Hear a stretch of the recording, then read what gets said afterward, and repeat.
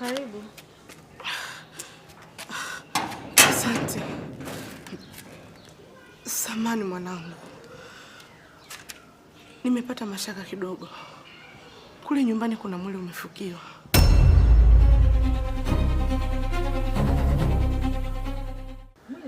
Wewe ni nani kwani? Mimi ni mamake mdogo na Suzi. Lakini nina wasiwasi nao kwa sababu dada yangu haonekani. Ni muda mrefu sasa. Na kila ninavyojaribu kumuuliza Suzi, mara ananiambia ametoka tuna safari zake. Lakini mimi kila ninapojaribu kumpigia simpati kwenye simu.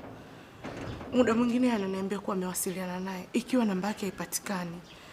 Kwa nimepata mashaka kidogo kwa sababu Suzi ana tatizo la akili.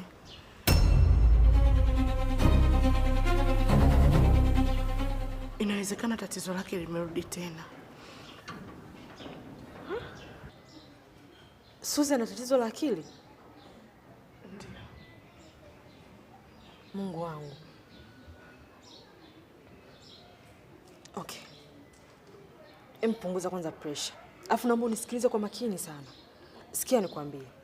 Hizi taarifa ni kubwa. Alafu hii habari iliyokuja